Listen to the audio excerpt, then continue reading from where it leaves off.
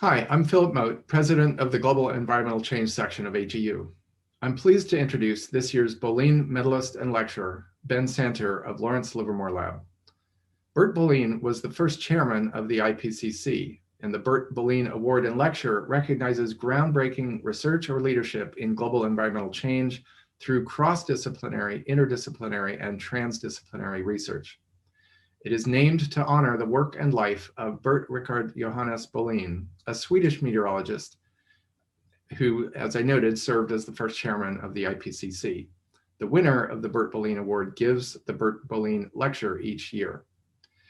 Ben Santer is a scientist of sterling credentials who was, moreover, one of the first scientists to find himself in the crosshairs of anti-science elements as coordinating lead author of the attribution chapter of the IPCC Second Assessment Report. Bolin and many others defended Ben's handling of the revisions, but it left scars.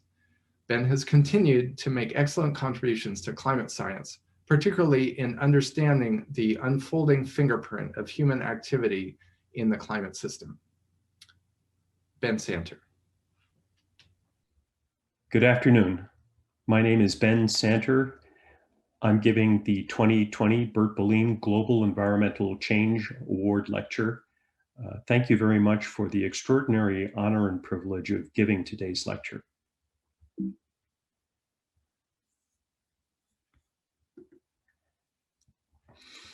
Bert was born in Nyköping. This is a picture of his birthplace, and I'm going to give you up front a brief introduction to the award and to some of Bert's extraordinary accomplishments.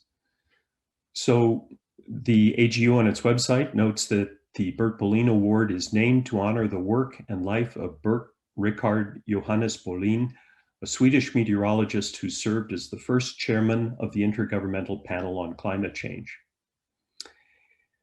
As I mentioned, Bert was born in Nyköping in 1925. He did his PhD under the supervision of the famous Rossby. He made fundamental contributions to numerical weather prediction, biogeochemistry, and in particular to our understanding of the carbon cycle. Bert served as first chairman of the Global Atmospheric Research Program and is perhaps best known for playing a central role in forming and managing the Intergovernmental Panel on Climate Change, the IPCC, in 1988. Bert chaired the IPCC for its first two assessment reports, and he died in 2007, 3 weeks after the IPCC was awarded the Nobel Peace Prize. A few words about me. So I'm an atmospheric scientist at Lawrence Livermore National Lab in California. I've been at Livermore since 1992. And my job is to fingerprint the climate system to separate human and natural effects on global climate. I'm going to talk to you today about a life-changing event that happened to me in November 1995, 25 years ago, in this beautiful Palacio de Congresos with this wonderful Miro mural on the front of it. At Madrid, IPCC Working Group 1 on the Science of Climate Change met for 3 days in November 1995. And I'm going to tell you a little bit about what happened during those life-changing 3 days. But first, let's back up. Before Madrid, the first IPCC assessment report came out in 1990, and its bottom line conclusion with regard to the identification of human effects on global climate was this: the unequivocal detection of the enhanced greenhouse effect from observations is not likely for a decade or more. So in that first report, the IPCC essentially said the jury is out. But they also were quite prescient. In that first report, they recognized that, quote, global mean temperature alone is an inadequate indicator of greenhouse gas-induced climate change. Identifying the causes of any global mean temperature change requires examination of other aspects of the changing climate, particularly its spatial and temporal characteristics. So the message from 1990 was, look at patterns if you want to identify human effects on climate. The headline from the Madrid meeting in 1995 was a rather different one from the 1990 finding. The balance of evidence suggests a discernible human influence on global climate. So that was really the first time, in my opinion, that the international scientific community spoke with one voice and said, we can now see evidence of a human effect on global climate. So climate fingerprinting was, in my opinion, responsible for some of this increase in scientific confidence in the identification of a human effect on global climate between the first IPCC assessment in 1990 and the Madrid balance of evidence finding in 1995. The basic idea, premise behind fingerprinting is that different influences on climate have different characteristic signatures.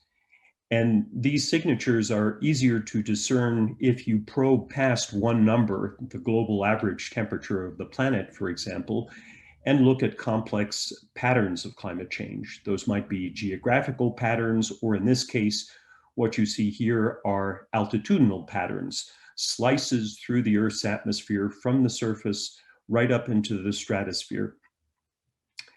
And fingerprinting has evolved quite a bit since the Madrid Second Assessment Report, and I'm going to talk to you a little later in my presentation about some of the power of fingerprinting and about some of the advances in fingerprinting from the early days in Madrid to now. So what actually happened in Madrid 25 years ago in November 1995? The purpose of the meeting was to approve the so-called SPM, the Summary for Policymakers of Working Group 1 of this 1995 Second Assessment Report. And a secondary purpose was to accept the 11 underlying scientific chapters upon which the Summary for Policymakers was based. Again, Working Group 1 focuses on the science of climate change. There are two other working groups. Those focus on impacts and adaptation and mitigation strategies. The individuals involved in the Second Assessment Report were nearly 1,000 scientists. So 78 lead authors from 20 different countries, over 400 contributing authors from 26 different countries, and over 500 reviewers from 40 countries. The structure of the Working Group 1 1995 report was like this. It had 11 individual chapters, an overview of the climate system, information about the drivers of climate change, observations, processes, climate models, and their evaluation. And the chapter that I was involved with was the detection of climate change and attribution of causes, chapter 8. There were 4 lead authors of this chapter: Tim Barnett from the Scripps Institution of Oceanography, Tom Wigley, who was then at the Climatic Research Unit in the UK, and Ebi Anyamba, who was then at the Goddard Space Flight Center. I want to give you a brief timeline of work on chapter 8 because it turns out that the timing was critical. So in April 1994, I got a phone call that changed my life. I was invited to serve as convening lead author of Chapter 8. I set up a meeting in Livermore to invite some of the folks involved in detection and attribution research to scope out some of the key scientific areas that needed to be addressed in Chapter 8. After that Livermore meeting, we had a first meeting of all Working Group 1 lead authors in beautiful Sigtuna in Sweden. And by the end of 1994, we had to come up with a zero-order draft of Chapter 8 to send to all other Working Group 1 authors, contributors, and a small number of selected experts in detection and attribution. In March 1995, we had a second drafting meeting for all Working Group 1 lead authors in Brighton in the UK. And by May 1995, the full draft report of Working Group 1, the 11 underlying chapters and the summary for policymakers, was distributed for full country review to all country representatives of the IPCC. In July 1995, we had a third drafting meeting for lead authors in Asheville. And based on the country review comments and based on the discussions at Asheville, we revised the 11 underlying chapters and the summary for policymakers. And those were then sent out to the participants in Madrid at the beginning of October 1995, prior to the Madrid meeting.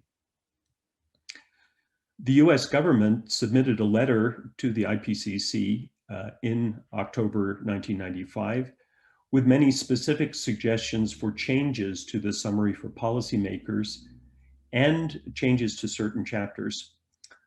The US government requested, and I'll read this, that finalizing the chapters should await the Madrid plenary meeting discussions.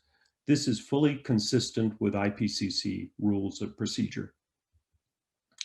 The Madrid meeting took place during these 3 extraordinary days, November 27th to 29th, 1995.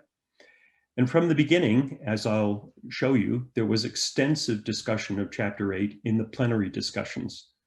Sir John Houghton, one of the co-chairs of Working Group 1, on the second day of the meeting, November 28th, set up an ad hoc group to review the discussion of Chapter 8 in the summary for policymakers. The balance of evidence statement was finalized late on the night of November the 29th.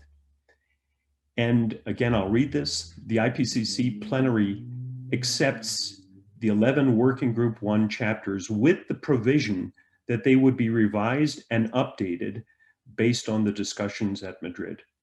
The plenary approved the revised executive summary of the draft summary for policymakers, and that became the new summary for policymakers.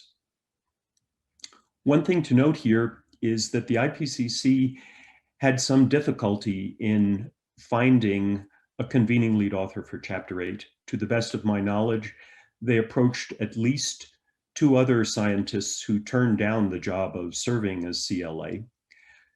The consequence was that work on Chapter 8 started about 6 months after work on all other 10 chapters of IPCC Working Group 1. And the consequences of that delay will become clear later on in my presentation.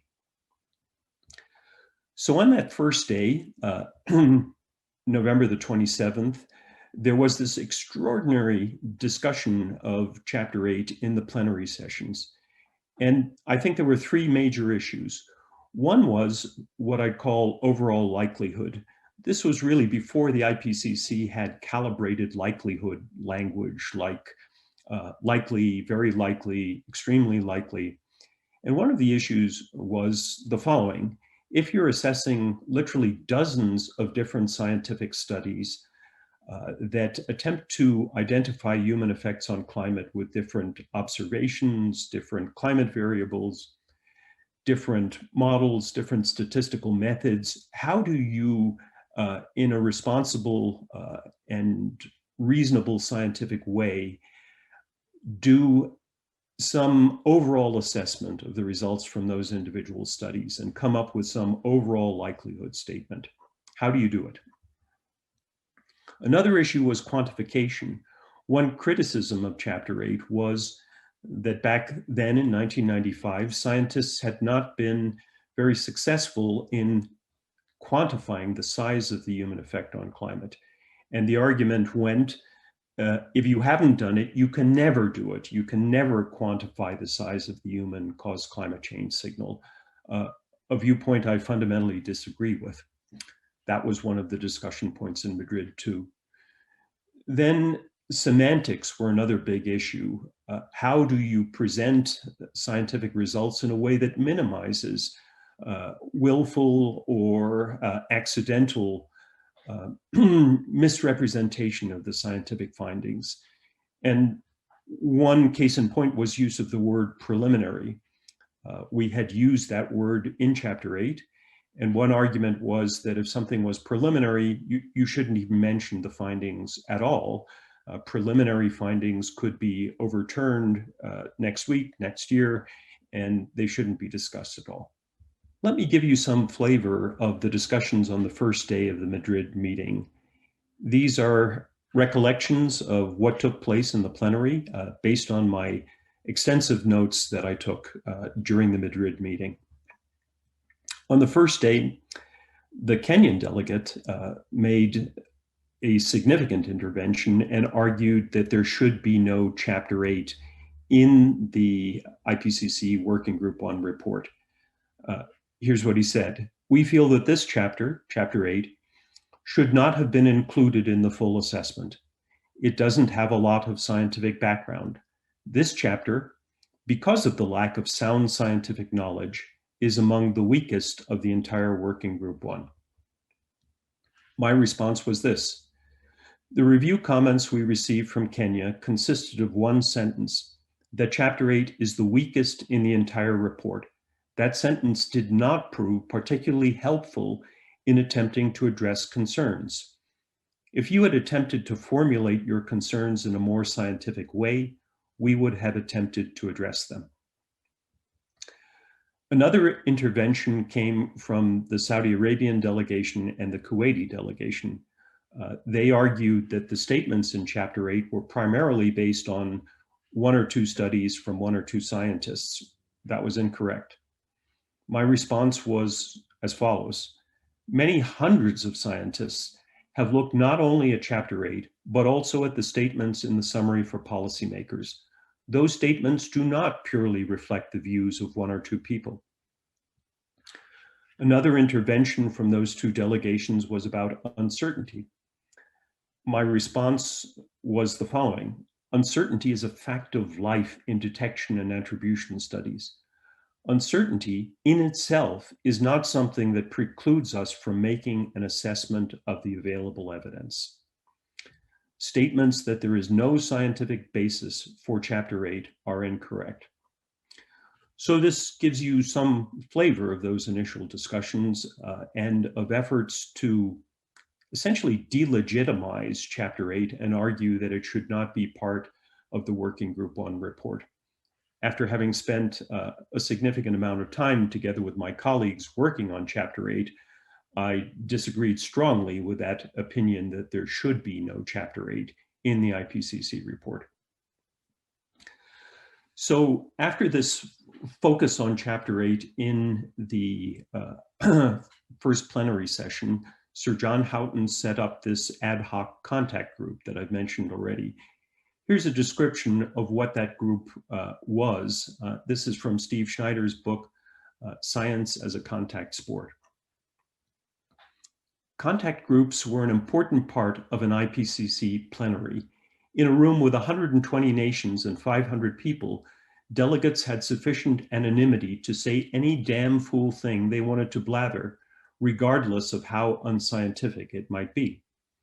But in a contact group, eyeball to eyeball across a small table, you couldn't simply assert national positions as truth when you know you will be shot down by others who know the science and are sitting just a few feet away.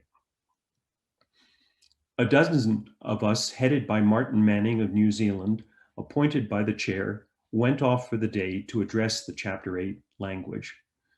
So this second day, November 28th, was spent in a very small group discussing every aspect of Chapter 8 of the scientific evidence for human effects on climate, of individual climate detection and attribution studies, of statistical methods, of climate models.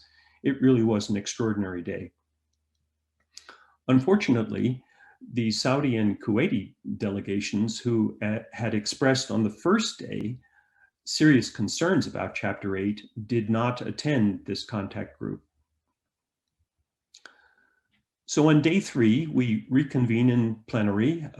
I have had the task of trying to revise the discussion of Chapter 8 in the summary for policymakers. I've done that. I've distributed the new draft of the summary for policymakers that deals with Chapter 8 language.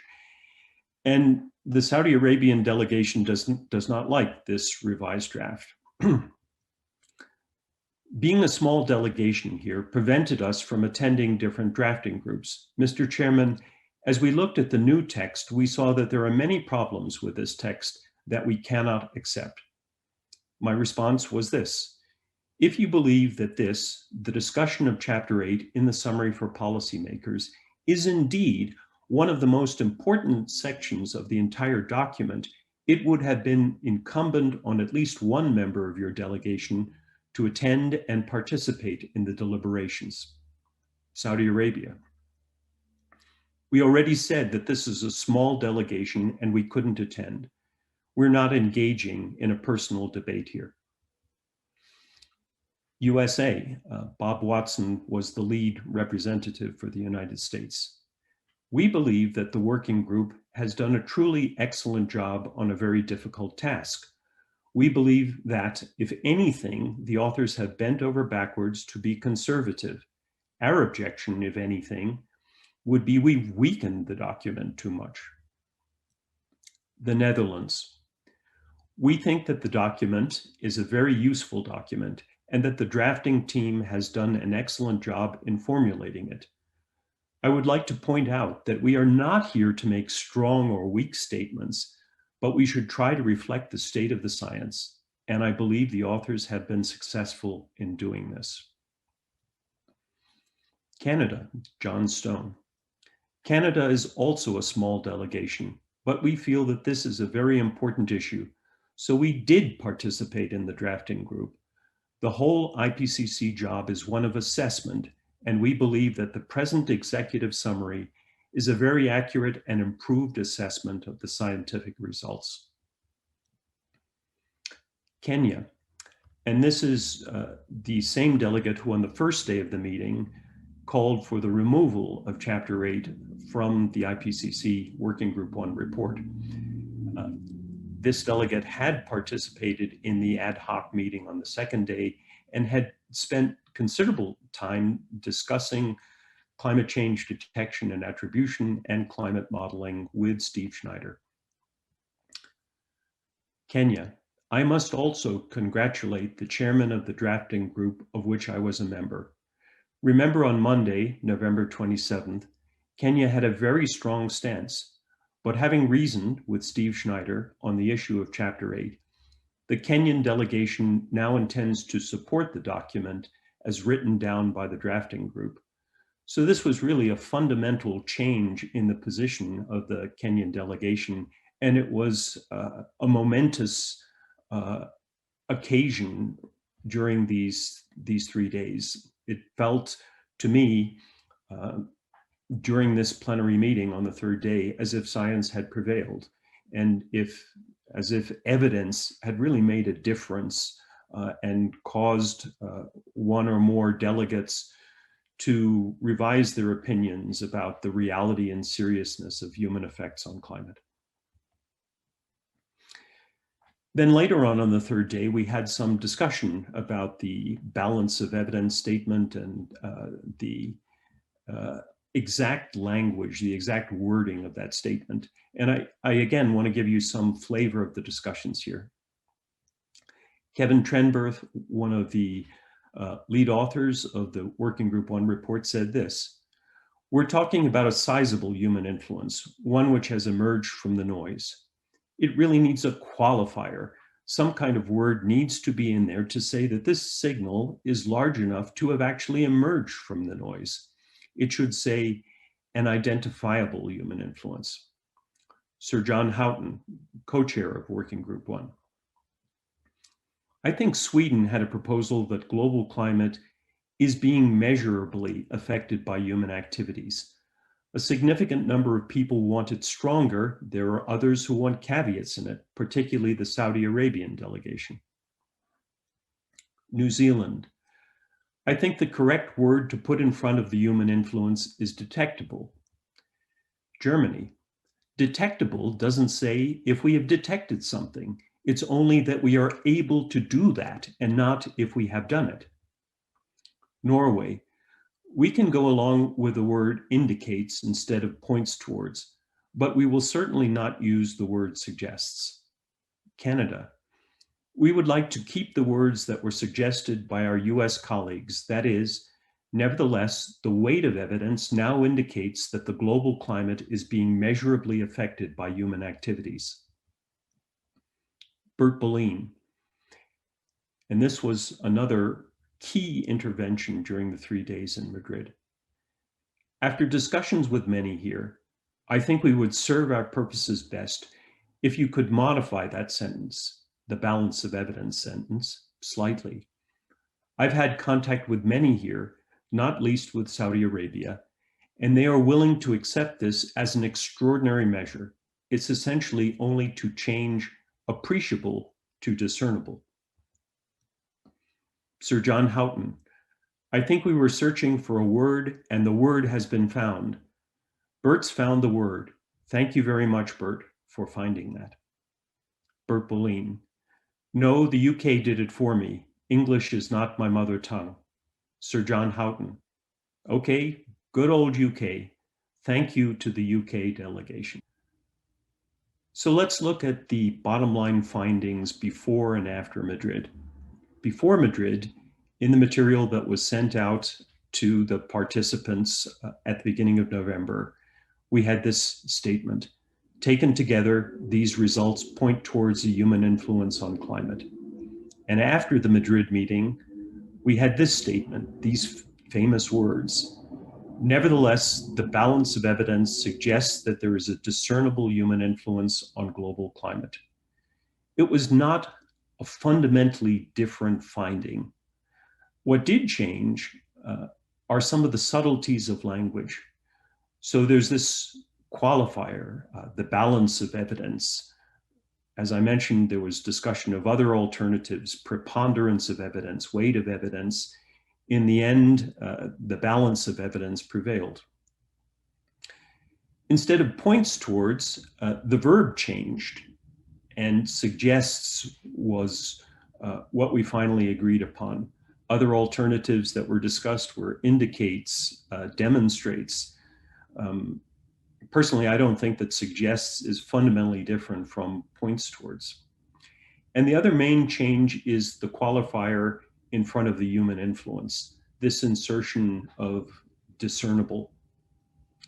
Again, other discussions were appreciable, measurable, identifiable.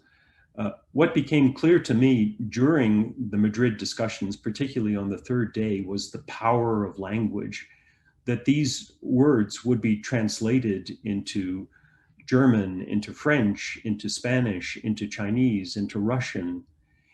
And it was imperative to get the language right, to understand how to, in a responsible way, represent the current state of the science.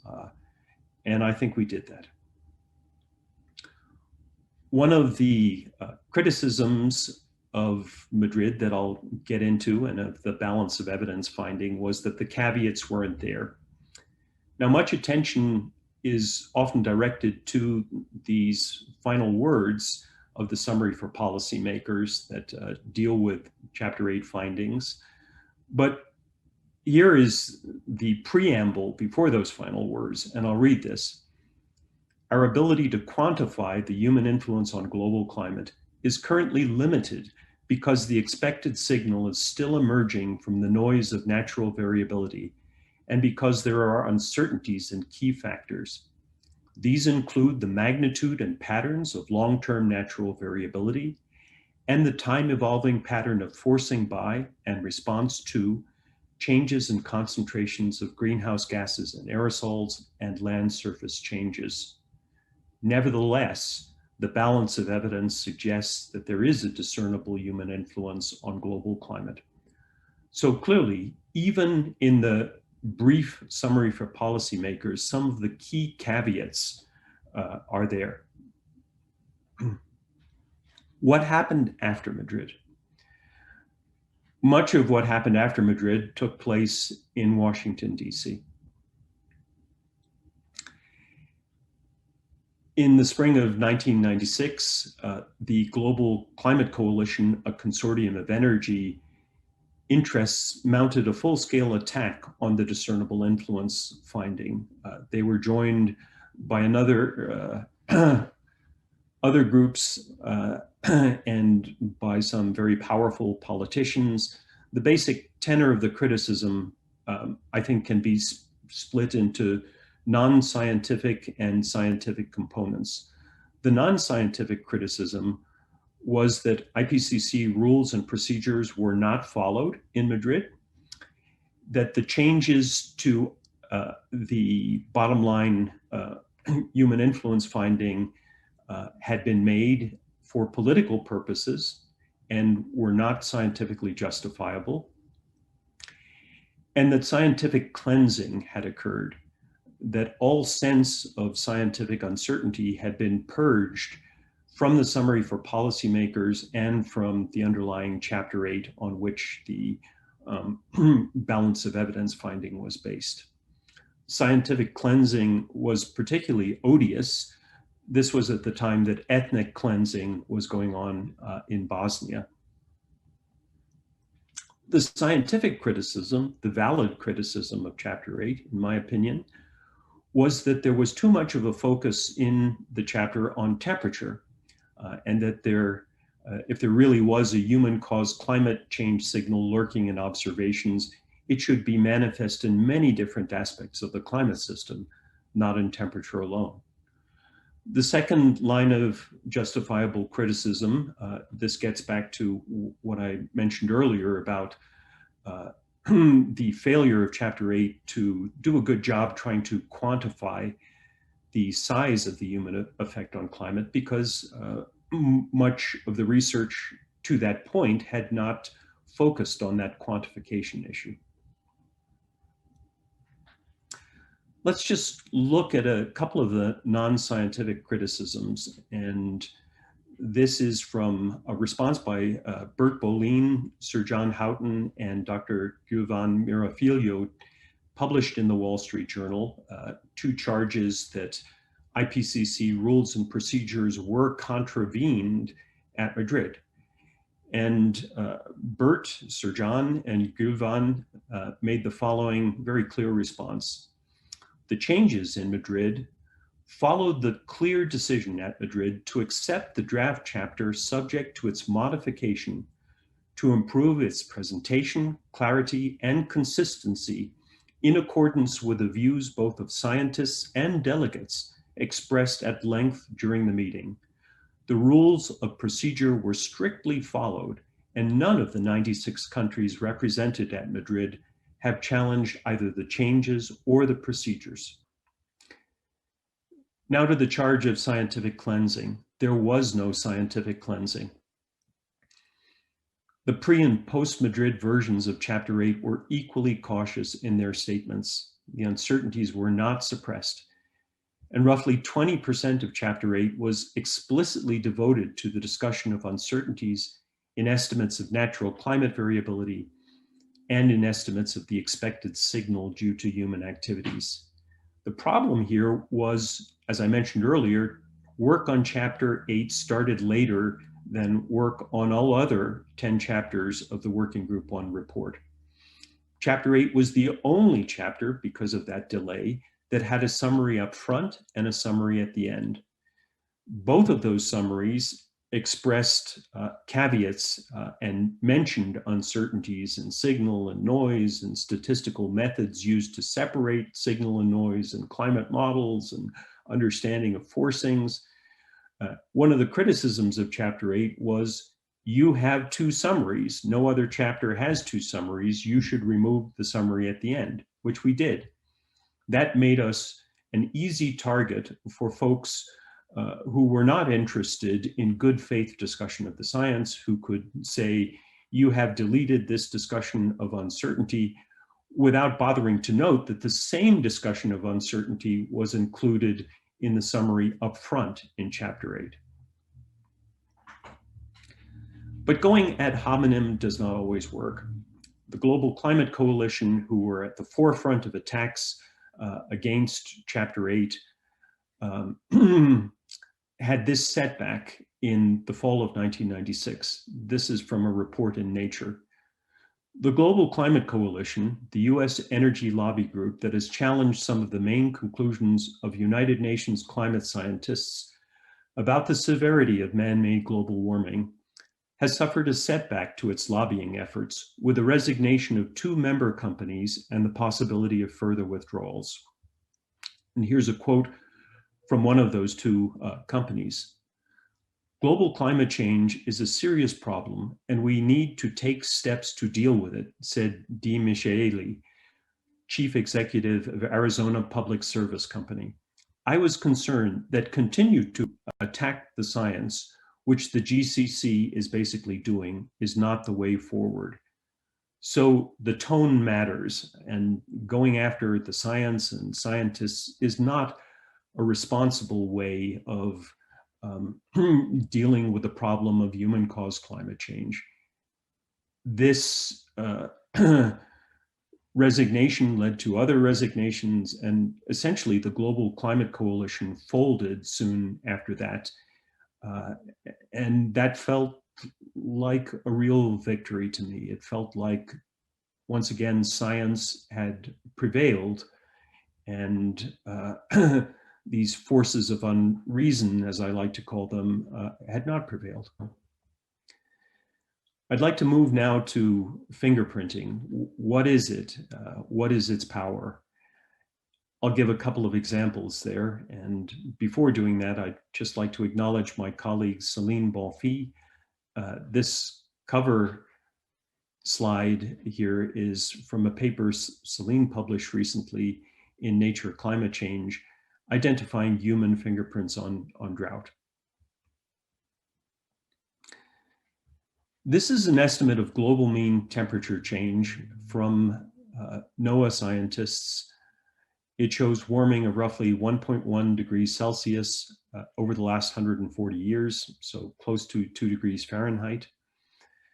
And one common criticism of global mean temperature change is that it's not particularly useful in telling us about the causes of change. And a number of folks back then in 1995 and still today have argued that this temperature increase is entirely due to an uptick in the sun's energy output, a more active sun. So how might fingerprinting help us to look at such claims and see whether they're justifiable or not? Well, imagine that those claims were correct, and all the surface warming I just showed you were due to a more active sun. Obviously, this is not drawn to scale here. This is a toy example here. Imagine if over the last 140 years or so, all of that warming were due to more active sun, more sunlight arriving at the top of the atmosphere, more heating throughout the full vertical extent of the atmosphere.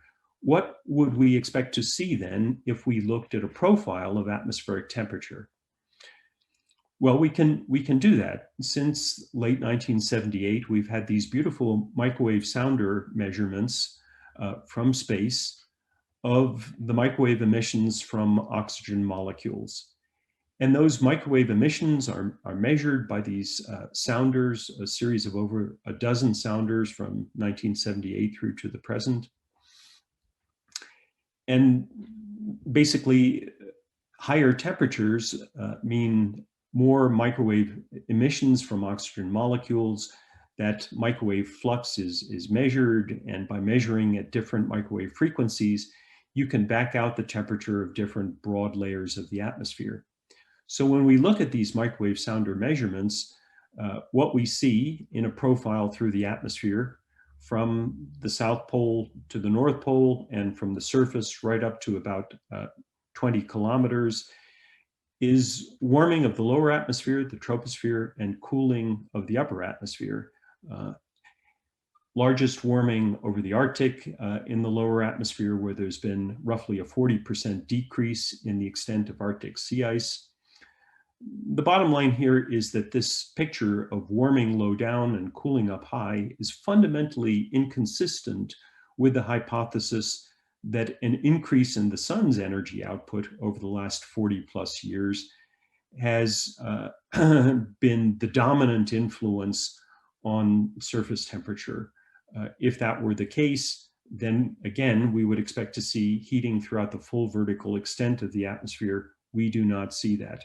Nor do we see a measured increase in total solar irradiance from space, from instruments that record total solar irradiance. So for many reasons, the sun explains everything hypothesis does not fit the bill, does not explain the available observations. And I just want to point out that this fingerprint of atmospheric temperature change was predicted over 50 years ago by Suki Manabe and Dick Weatherald in a paper, very famous paper published in the Journal of Atmospheric Sciences. Suki and Dick used a simple climate model. They increased atmospheric CO2 from 150 through to 300 through to 600 parts per million. This is a slice through the atmosphere from the surface up to 40 plus kilometers. And in global mean terms, what they found was the stratosphere cooled and the troposphere warmed. This was at a time when we did not have the satellite data to determine what the vertical structure of atmospheric temperature change actually was. We did have some weather balloon measurements, but they were particularly sparse in the upper atmosphere. Many weather balloons burst when they got above 20 kilometers. We didn't really have an accurate long-term record of stratospheric temperature change. So Suki and Dick made a true prediction. If you increase CO2, this is what you should see, and they were right. Now let's get to this criticism I mentioned earlier of the discernible human influence finding. You are only looking at temperature, look at other things. This is satellite imagery of water vapor. These instruments have been monitoring total column water vapor over oceans, something called the Special Sensing Microwave Imager, since 1988. And you can look at these measurements, as we did in a paper in 2007, and compare them with model simulation output. And we found that in this 2007 study, there was an emerging human-caused signal in the increasing moisture content of Earth's atmosphere, and that this signal was primarily due to human-caused increases in greenhouse gases. So this was an attempt to address, you are only looking at temperature, look at other things. But this study too was criticized, quite rightly, I believe.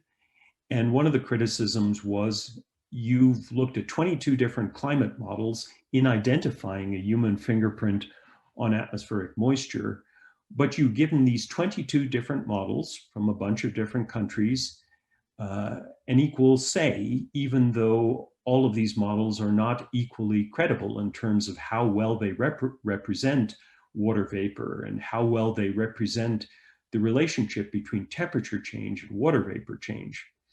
And what you see here is a figure showing these 22 models and how well they represent variability on 2-year timescales and on month-to-month timescales.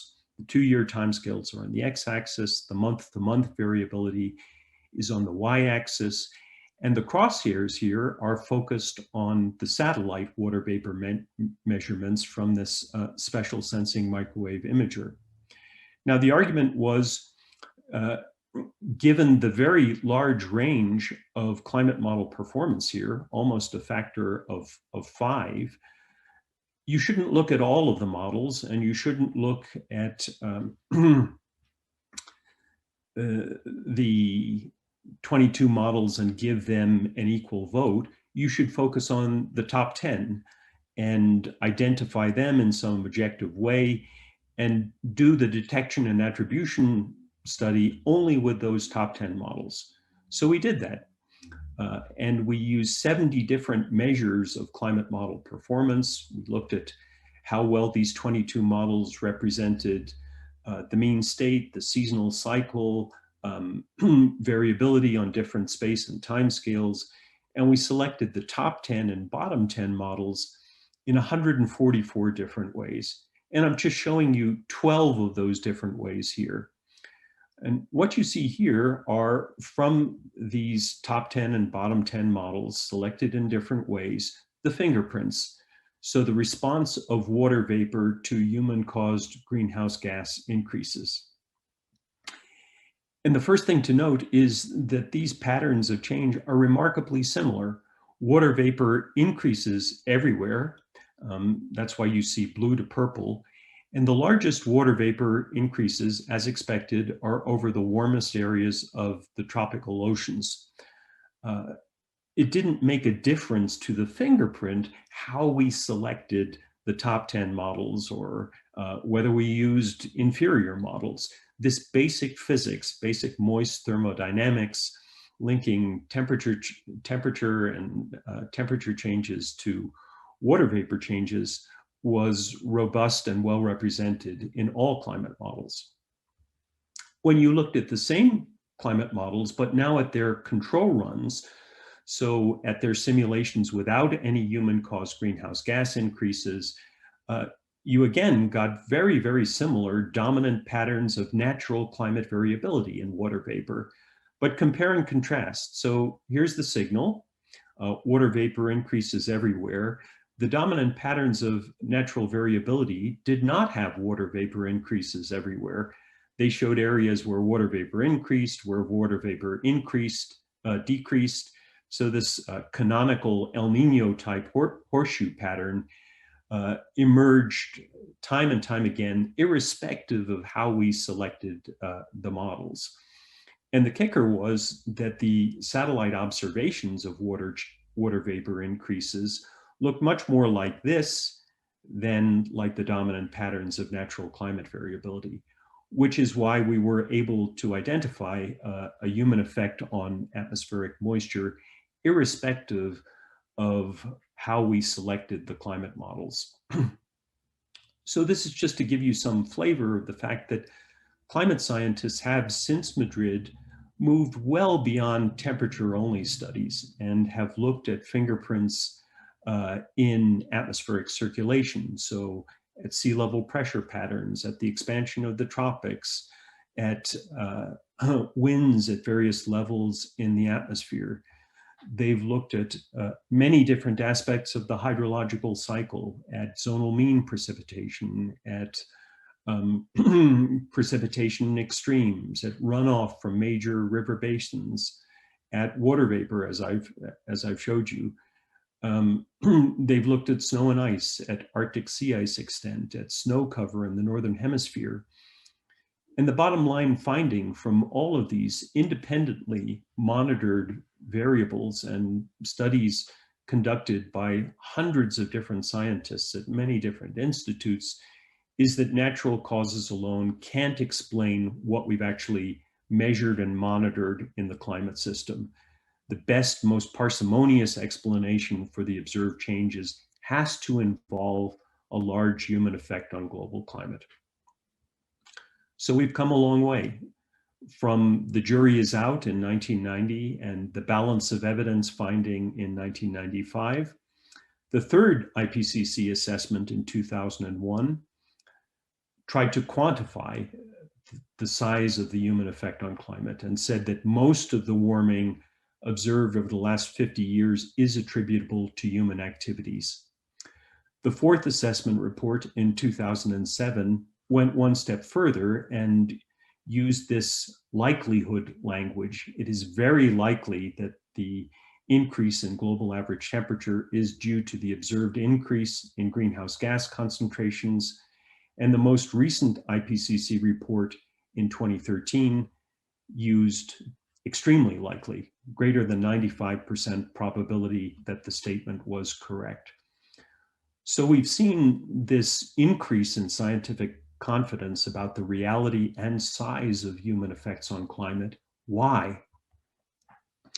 Well, in my opinion, this scientific progress has a number of different explanations. One is better climate models, more complete representation of the physical atmosphere, ocean, sea ice, land surface, biosphere system, ocean biogeochemistry. We've transitioned since Madrid from atmosphere ocean models to full Earth system models. We have larger model ensembles now. Instead of looking only at a handful of models back in the early 90s, we're looking at many dozens of models now. And we can do a better job doing statistics across models and quantifying uncertainties in model projections of future climate change and in detection and attribution results. We have improved understanding of the forcing factors that influence climate, not only greenhouse gases, but particulate pollution, land surface changes, many different types of aerosols, not just sulfate aerosols. That forcing understanding has markedly improved over time. We have longer observational records. And in particular, we now have satellite-based estimates of cloud data that enable us to better probe what's happening with clouds and how they interact with incoming and outgoing radiation. We have more detailed measurements of ocean circulation. Certainly the Argo floats have helped us to get a more complete estimate of global scale changes in ocean heat content. We have many standard benchmark simulations that all models are asked to perform, simulations like AMIP and CMIP that are now regarded as routine, and back in the early 1990s were a little less routine. We have a community-wide analysis of model simulations. So I refer to this as crowdsourcing, essentially the opening up of the diagnosis of model simulations to the entire world scientific community. That has helped to identify systematic errors and ultimately to improve climate models. We have infrastructure for doing that community-wide analysis of model simulation output. Things like the Earth System Grid Federation mechanisms for moving around petabytes of simulation output and increasingly satellite data as well for evaluating climate models. We have better statistical methods from simple pattern analysis. We now have much more complex optimal detection methods, Bayesian methods for trying to do signal and noise separation. And we have a greater diversity of expertise, not just atmospheric scientists and oceanographers, but increasingly biologists, chemists, computer scientists, mathematicians, statisticians. Climate modeling and the evaluation of climate models now involves almost every aspect of science, not just one or two disciplines. Just a brief history of detection and attribution itself. I would say that in the 1970s, we were in the phase of developing climate models, gaining physical insights, like the Manabi and Weatherald paper that I mentioned. You increase CO2, lower atmosphere is going to warm, the upper atmosphere is going to cool, improving key observations, developing satellite data sets of truly global scale changes in temperature and moisture. In the 1980s, many scientists in the detection and attribution world were still looking at global mean changes and trying to understand the basic signal to noise properties of different variables and regions. But already there was this recognition that interrogating patterns was going to be helpful, since we knew a lot about patterns of natural variability and patterns of response to human-caused forcings. And exploiting that pattern information could be helpful in discriminating signal from noise. In the 1990s, we had the first and second IPCC reports, a more complete understanding that anthropogenic forcing was not just greenhouse gas forcing. We also had to look at particulate pollution. The real-world application of fingerprint techniques to surface and atmospheric temperature. In the 2000s, the third and fourth IPCC reports, as I mentioned, we moved beyond temperature-only detection and attribution. We transitioned to regional scale studies, to so-called event attribution studies, like looking at the European summer heat wave in 2003, to true multi-model analyses involving not just one or two models to do detection and attribution work, but an entire collection of dozens of climate models. In the 2010s, the fifth IPCC assessment, increasing focus on detection and attribution with extreme events, quasi-operational event attribution, so trying to come up with statements shortly after extreme events about human contribution to the likelihood or severity of those extreme events, and increasingly the use of large initial condition ensembles to look at detection and attribution issues, and a focus on impact relevant variables. Think soil moisture, think area burned by wildfires, rather than just broad brush changes in climate. So here we are. Here's the history of the bottom line detection and attribution conclusions from the last 5 IPCC reports. The next one will be up sometime in 2021. What will it conclude? Stay tuned. Some final thoughts here.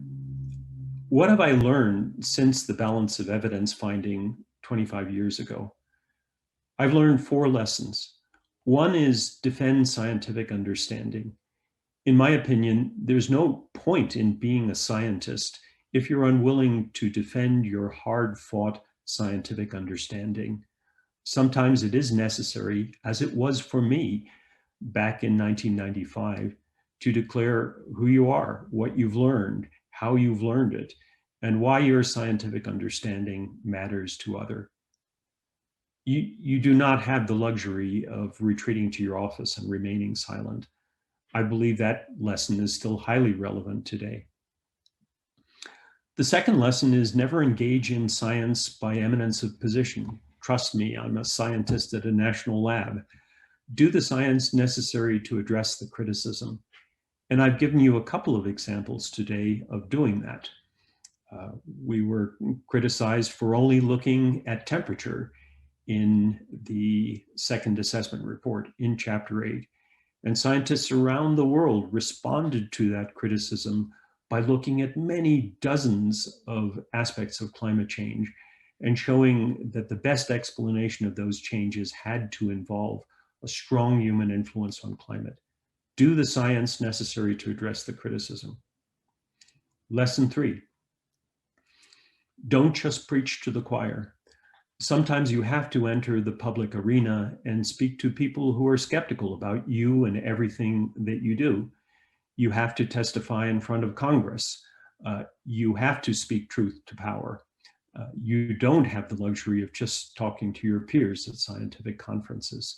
It's critically important to communicate what we know about the reality and seriousness of human-caused climate change and how we know it. Finally, declare your values. This is not just a scientific issue. This is not just about the evidence for human effects on climate. It's also about what we consider to be important. What value do we place on an intact environment? What value do we place on intact ecosystems? What value do we place on clean air and water? What value do we place on the kind of images I'm showing you now? Beautiful, fragile, high alpine environments. So let me declare my values. I'm a climber in addition to being a climate scientist. These are all pictures I've taken over nearly 50 years as a climber and mountaineer in the Alps, in the Himalayas. recently in the Juneau ice field in Alaska. And over one human lifetime, I've witnessed profound changes in these beautiful places. To me, these places have value. We lose something essential if we cannot experience these places in the same way, if our kids and grandkids can't encounter and experience them in the same way. So in addition to talking about the science, let's talk about our human values too, and whether clean air and clean water and an intact environment is something that we all want to preserve. I'm going to give the final word to a colleague and friend of Bert Bolin's, Henning Rode. Henning wrote this: during much of this time, from 1961 to his retirement in 1990, Bert Bolin was professor of meteorology at Stockholm University. Bert was an esteemed colleague to many leading scientists and mentor and guiding light for many young minds who have since become leading scientists. While it is easy to document Bert's many scientific and organizational achievements, perhaps his most important contribution has been building the human capital we now enjoy within the science of the Earth system. Bert Bolin has left a great legacy, not only of world-class science, but also of how international interdisciplinary science can be organized and carried out. Thank you very much for your attention, and thank you again for the extraordinary honor and privilege of receiving the 2020 Bert Bolin Award.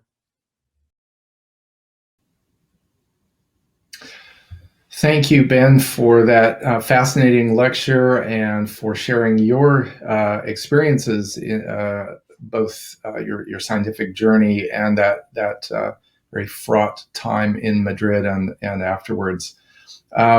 So I'd encourage the audience to enter questions in the question and answer pane. Our first, and I'm going to alternate questions that have to do more with kind of the political side of things with more scientific questions. So we'll start with a question from Michael McCracken. Ben, a point you have not made explicitly is the benefit you had of your institution, Livermore Lab at the time, having been run by the University of California, guaranteeing you freedom of expression on the science. During the post-Madrid discussions and machinations in Washington, D.C., Representatives Sensenbrenner and others wrote OSTP and DOE wanting them to control what you said and the papers you could publish. I'll skip ahead. It's sort of a long question. Could you offer a few thoughts on the importance of scientists not being restricted in their expression of the science? Thank you, Mike, for that question. I was indeed very grateful back then in 1995 that I was an employee of the University of California and that the University of California cared about academic freedom. I would also say that I did not only receive support from the University of California and from the management of Lawrence Livermore National Lab, but also from people all around the world, often from strangers who read in the press that there were these very, very serious attacks on the findings of Chapter 8, attacks on individuals, and recognized that this was the same playbook that, for example, had been used in stratospheric ozone and in discussing the reality and seriousness of human-caused changes in stratospheric ozone. To me, that was just so extremely valuable back in 1995 to know that I was not alone, that there were others who cared about the science and who cared about the individuals involved in the science and cared enough to write to me, to encourage me, to support me at a time when I really felt like giving up science completely. Next question comes from Yuan Rao, who is a member of our executive committee on the GEZ section. Are the results of fingerprinting appropriate for informing specific climate policies or strategies?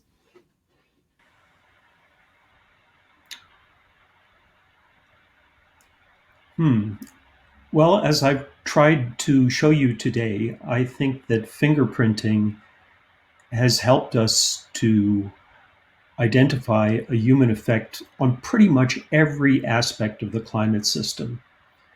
From the top of the atmosphere right down to the depths of the ocean, from temperature through atmospheric moisture, almost every aspect of changes in the hydrological cycle, and as I've indicated, increasingly in the statistics of extreme events, in the intensity, the duration, and the frequency of heat waves, of droughts, of flooding. So I do think that fingerprinting has been essential in convincing not only the scientific community, but the political community that humans are active agents of change in the climate system, and that human-caused climate change signals have already emerged from the rich month-to-month, year-to-year, and decade-to-decade background noise of natural climate variability.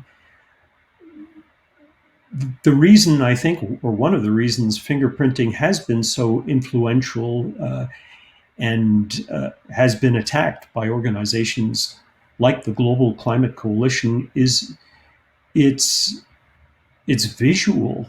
You can look at patterns, as I've tried to show you, of natural climate variability, of the forced response to CO2 increases.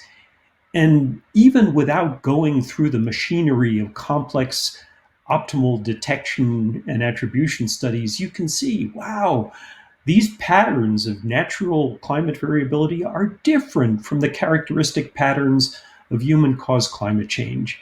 And you can see visually that the observations are more similar to the patterns of human influence than to the much smaller scale patterns of natural climate variability. To me, that's one of the reasons that visual aspect of fingerprinting, why it has been important in the policy arena, and why organizations like the Global Climate Coalition did not like it very much and did not like fingerprint evidence back in 1995. Thanks. So our next question comes from the president-elect of Global Environmental Change, Julie Brigham-Getty, who's a paleoclimatologist. She asks, here's my preamble. You described apparently a very supportive U.S. administration in 1995. And of course, we've had both Congress and the White House at various times sort of pushing back on U.S. involvement in IPCC. So as you look back over the last 25 years, to what extent does it matter who is in the White House regarding specifically IPCC process and interactions with other government participants? And I guess you could separate that into the working group part of it, and then as you were describing, the IPCC plenary. Well, first, let me back up and say that back in 1995 and 1996, government support was not uniform. As Mike McCracken mentioned, Representative Dana Rohrabacher initiated an investigation of my funding by the U.S. Department of Energy, and an investigation of why the Department of Energy had allowed me to work on IPCC-related matters. Letters were written by very powerful politicians back in 1996. Some of them called for my dismissal from my position at Lawrence Livermore National Lab. It was rumored that I was about to be indicted by the Hague International Court of Justice for, quote, falsification of international scientific documents, unquote. It was a very difficult time even with an administration that was supportive in terms of the president and the vice president and other members of the administration, I had to navigate my way through this essentially very split, even back then, political reaction to the balance of evidence finding, with one side of Congress taking the science seriously and another side of Congress being very skeptical about the scientific evidence. And I would say that kind of partisan divide has intensified over time. However, even though that partisan divide has intensified over the last 25 years, most recently during the last 4 years, the science has continued. And in the United States, we've continued to do fingerprint work. We've continued to better understand the reality and seriousness of human effects on climate. And we've continued in the United States to be a real leader in supporting the Intergovernmental Panel on Climate Change, in helping to develop the Earth System Grid Federation, the infrastructure that enables us to share simulation output, to share software, to share satellite data, and to do the analysis of the latest, greatest climate models to figure out their strengths and weaknesses. We should be proud of that. I think that despite the vagaries of the political climate, detection and attribution work, climate modeling, U.S. contributions to national and international scientific assessments have continued. However, during the last 4 years, the situation is qualitatively different, I would say. When you wake up one morning and the President of the United States dismisses everything that you and your colleagues have done as, quote, a hoax or a conspiracy, in my opinion, you have a responsibility as a scientist to push back against that incorrect dismissal of scientific understanding. So too do scientific organizations like AGU and the National Academy of Sciences have a responsibility to their members and to society at large to defend the science that they have assessed, the science that they have contributed to over decades. So it's the best of times, it's the worst of times, just like that first line in the Dickens novel. The last 4 years have been tough to negotiate these political minefields in the United States, but there are also tremendous opportunities to speak science to power. There's a bright spotlight that is being shown on climate science. And as scientists, we have opportunities to talk about every aspect of what we do, to talk about evidence, and to talk about the passion, the joy of doing science. So that's the best of times. Great. So this question comes from James Callahan, who also writes in the chat, middle school students at Lowell School in Washington, D.C. want to thank you, Ben. Your work and research is a specific focus of their study. They're 6th, 7th, and 8th graders, and you're an inspiration to the team. His question, in the past, you've been a wonderful supporter of climate science education, and your research is a favorite subject of these students. On behalf of the students, are you still a proponent of empowering young people to engage and advance climate science? He doesn't seem to be asking if, given the scars that you bear, whether you would recommend a career in science, climate science.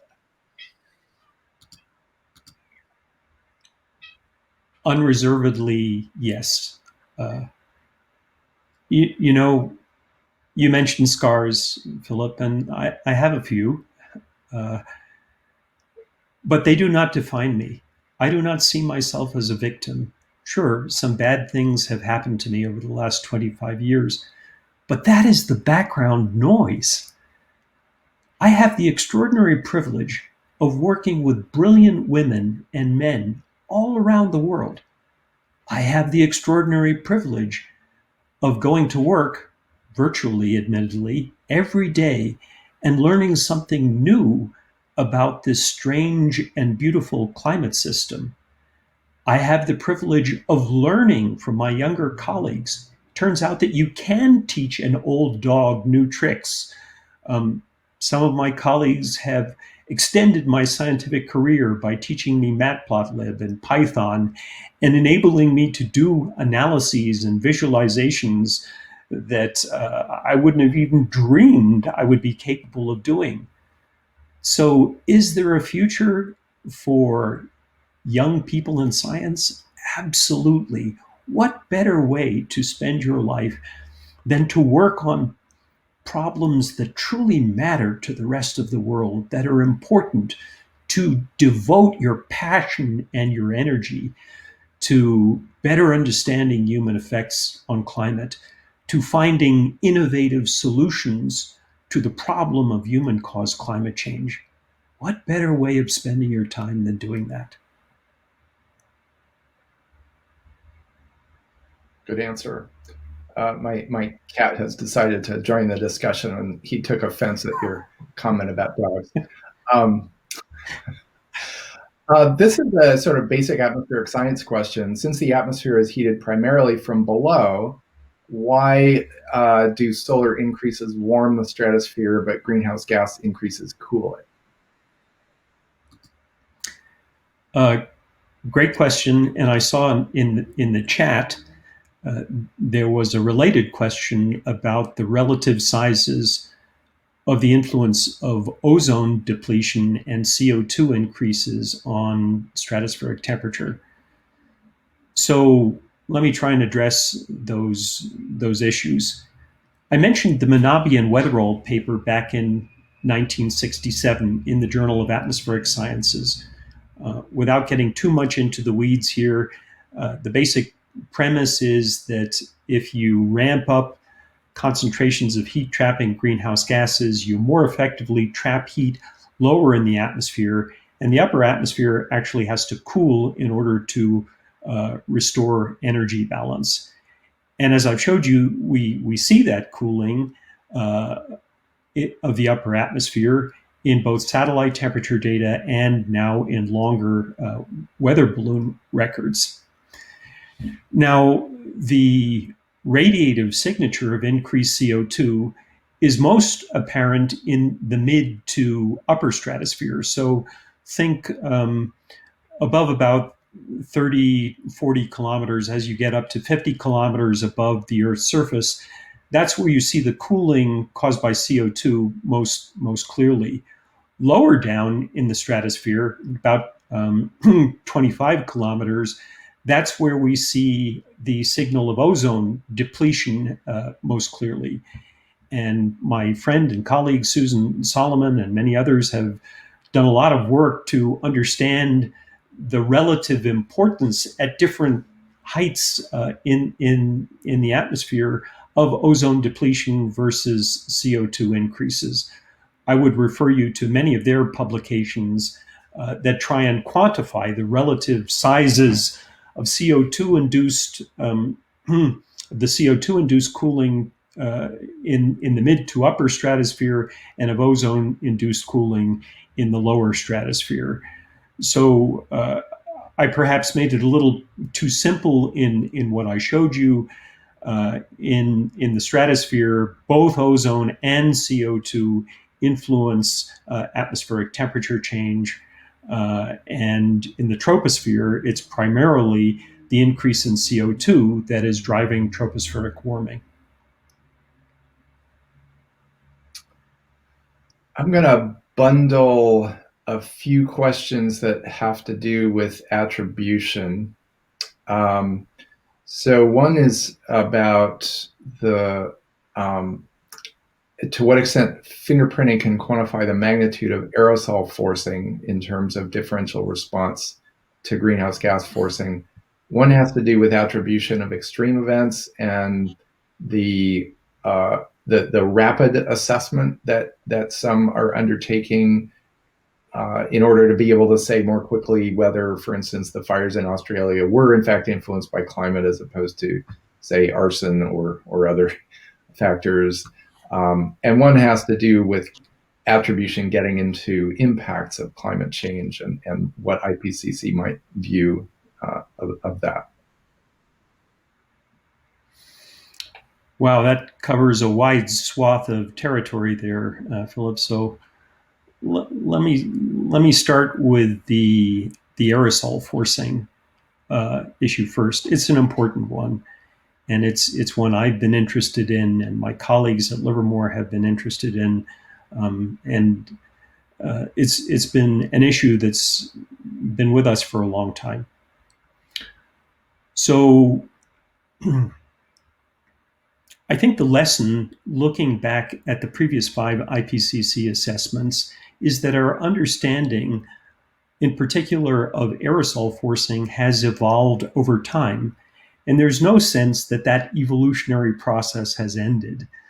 Over time, we've recognized that it's not only sulfate aerosols that are important in terms of their impact on surface climate and on tropospheric temperature, but also aerosols from biomass burning. In some places, mineral dust is important. And over the span of these 5 IPCC assessments, there's also been better understanding not only of the complexity of the forcings, of the aerosol forcings, sulfate, carbonaceous, mineral dust, but also increased understanding of the complexity of the responses to aerosol forcing. That, for example, the sulfate aerosol response is not only scattering of incoming solar radiation, but you can also have effects on cloud optical properties and even on cloud lifetime. So how one represents the complexity both of the spatial changes in the aerosol forcing and how one represents in a climate model the physics of aerosol interactions with clouds and with radiation, all of that again is something where we've learned a lot, but there's a lot left to learn. Now, as I understand it, the question was, how can fingerprinting help us, or can it help us, to reduce some of that aerosol forcing uncertainty? And I think the answer is it can, potentially. So some of these detection and attribution techniques calculate so-called betas. They calculate essentially regression coefficients in which some model predicted, say, climate response to aerosol forcing. You calculate the scaling of that model predicted response in observations, say in surface temperature observations or atmospheric temperature observations, or some other property of the climate system. And potentially one can use these kind of approaches, particularly if you go multivariate and look not just at surface temperature, but look at the vertical structure of atmospheric temperature, where different types of aerosols should have different types of signature. And if you look at the seasonality of aerosol effects on climate, since again, different types of aerosol have different seasonal signatures. There are differences between biomass burning aerosols and sulfate aerosols in terms of the seasonality, both of the forcing and of the response. What I think the fingerprinting community has not done particularly well up to now is ask, well, how can we use all of the rich information that we have about aerosol forcing, about the spatial and altitudinal and seasonal specificity of different types of aerosols?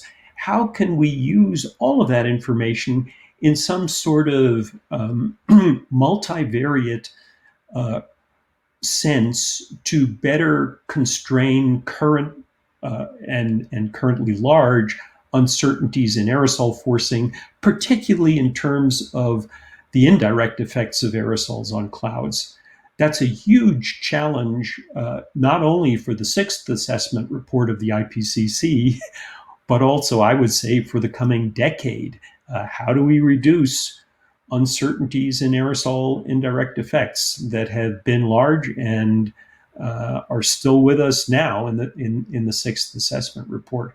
But I think there's a way forward, and fingerprinting can play a role in reducing those aerosol forcing and response uncertainties. I've forgotten the second part of the question. Yeah, what attribution of extreme events, and particularly this tension between, public statements that are often made right in the wake of or even during things like the wildfires or Hurricane Harvey. Climate change did this, and there's this rapid attribution effort.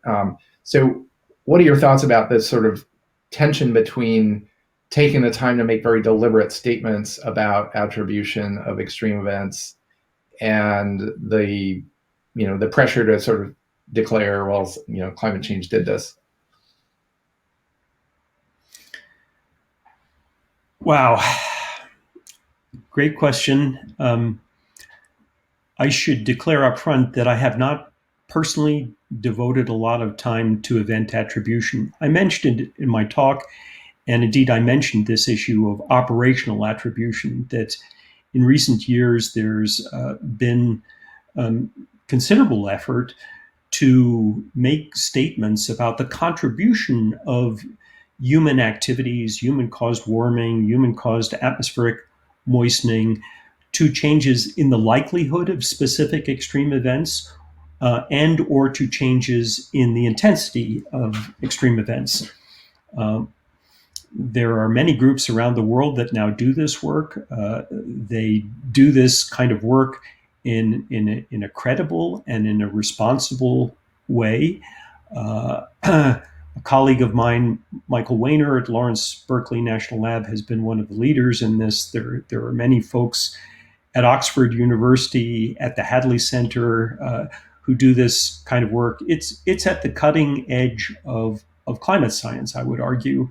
And clearly there's tremendous scientific appetite for having informed, scientifically responsible statements about human contribution to the changing likelihood of extreme events and or severity. And I would refer you and the questioner to a report of the National Academy of Sciences. Several years ago, the National Academy assessed this issue and looked across a wide range of different extreme events and tried to say which classes of extreme events can we say something meaningful about, and which classes can we not say something meaningful about. I think this tension about how quickly after an extreme event one makes scientific statements, one does the detection and attribution analysis, there's always going to be a tension there. The important thing is to get the science right and to do this event attribution in as responsible and thorough a way as one possibly can. And I think that by and large, the event attribution community is doing exactly that. Excellent. I'm afraid we only have time for one more question, and I want to acknowledge all of the folks who submitted questions and that we weren't able to get to, and thank everyone for dialing in. So the last question is from a scientist in an adjacent field. We are getting, quote, biodiversity crash denial. Do you have any suggestions and insights into how to get ahead of the denial industrial complex? In 1 minute or less. Well, I think we've seen other examples of denial, particularly in the last year. The epidemiological community, I would argue, has seen within the space of a year what the climate community had to deal with for the last 3 decades or so. And I'm not familiar with the example of denial of biodiversity crash and denial of denial of the clear science linking climate change to changes in biological systems and in phenology and in species abundances and species distributions. I'm not familiar with that kind of denial, but my message to both that community and the epidemiological community would be that you have some responsibility to speak science to power, as I put it earlier, and to clearly, in plain English, explain what you've done, what you've learned, and why it matters to other people, and to seek creative ways of getting the scientific messages out. Look, some people are best at advancing the science and publishing papers, but in today's world, that's not going to cut it. Each of us, in my opinion, has some responsibility to do outreach, to try and communicate complex scientific issues to others, and to have this discussion, as I mentioned at the end, about values. What does it mean to have an intact biosphere? What does it mean to try and preserve currently threatened plant and animal species? What does it mean if our kids and grandkids cannot stand on a glacier, as I did with my dad when I was 11 years old? What do we lose if we lose large parts of the biosphere, if we lose tropical rainforests, if we lose beautiful, fragile, high alpine environments? So irrespective of what your field of inquiry is, you have some responsibility to think beyond the science and to think about how to communicate with your not only with your peers, but with your neighbors, with your relatives, with your friends, with your acquaintances. We all have some say, some voice in the kind of world we live in and love in and grow up in. That's the domain for everyone. That's not just a purely scientific domain. So figure out ways of communicating with everyone you can. Well, thank you very much, Ben, and congratulations again on being our 2020 Bert Bolin lecturer. We have one more GEC lecture tomorrow, the Tyndall lecture, so hope to see many of you there, and thanks to all the audience members who participated, and again, thank you very much, Ben, for your thoughtful presentation and answers. Thank you for this extraordinary opportunity and privilege of giving this lecture. I am only sad that Bert Bolin is not here with us today. It would have been wonderful to thank him retrospectively for all the help he gave me back in 1995 and 1996.